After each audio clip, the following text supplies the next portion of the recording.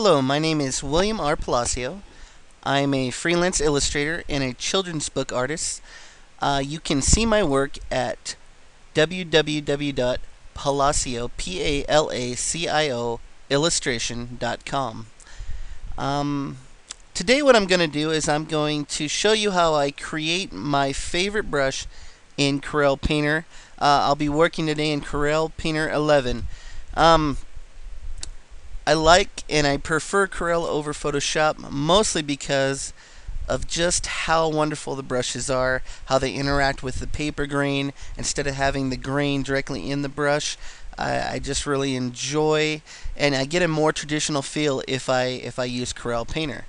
And today, like I said, I'm going to show you how I make my favorite brush. And my favorite brush for painting might surprise most of you because my favorite brush for painting is actually a blending brush.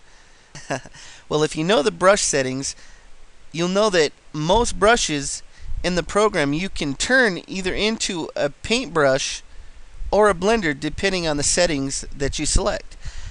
So let's just do an example here. I'm just going to grab one of my brushes. This is the brush I'm going to show you how to make, and it's called Bill's Grain Paint. That's what I call it.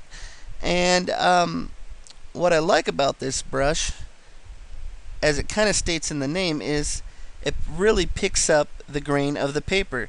You see, when I move here, you can see all the little dots. I'm using a real bumpy paper, and it's called thick, scratchy sketch paper. And you can see that when I use the different colors, it really picks up that grain. And that's what I really enjoy about this brush. And so, get into your program, Corel Painter, and you go to the standard blenders that come with the program. Click on that, and then you go to the variant Grainy Water 30. So now I have Grainy Water 30, and it's the standard variants that come with Corel Painter. And we're going to go into the size. I'm going to make it a little bigger. Now, when you have this brush regularly, what you see happen here is when you run it across the red and the yellow, it's taking the two colors of pixels and mixing them together, and it's a blender. But now what I'm going to show you is just with a couple tweaks, what you get is a paintbrush. So you go up here to where it says Restat. Right now it says 0%. What this does is the percentage here is how much paint is basically on your paintbrush. So right now there's 0, so when I go across, nothing's happening. No paint's coming out. Okay, so then what we do is if I just turn this up a little bit, look what happens. This is a blender, but it's putting color down, and that's because I turned up the restat right here, and what that's doing is now allowing paint to come out of the end of this brush. But you'll still notice when I paint that not a lot of that texture is coming out. A little bit, but not a lot. What's going on here is there's a setting here called bleed, and this bleed setting basically shows how much the color you're using bleeds in to the existing color that's already down, or if you click pick up underlying color, how much it bleeds into the colors in the layers below it. So let me push Control A, Control X, get rid of all this, and let's turn this bleed down. I like to turn it down all the way to 0. Now what happens is when you paint, depending on the pressure that you're using, you start out really being able to see the grain, and then as you keep going and you press harder, the grain gets filled in.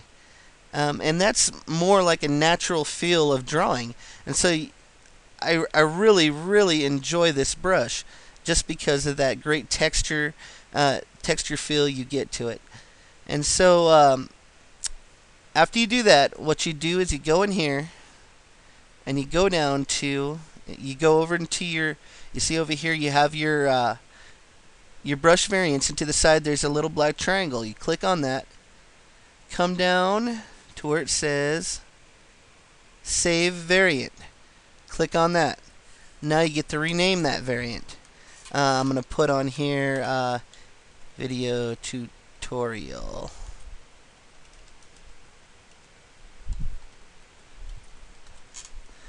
Now I'm going to click OK. Go over again to that little triangle, click on it, and what you want to do is restore all default variants. And what that does is it turns the grainy water back into the grainy water. But if you go back into Blenders and you look around, right on the bottom here you see video tutorial brush. You click on that. That brush is all saved for you with the settings you had before, and you can go in there real light and slowly build up to full saturation and paper coverage. And that's all for this tutorial. Hope you have some fun with this and you also get some use out of it.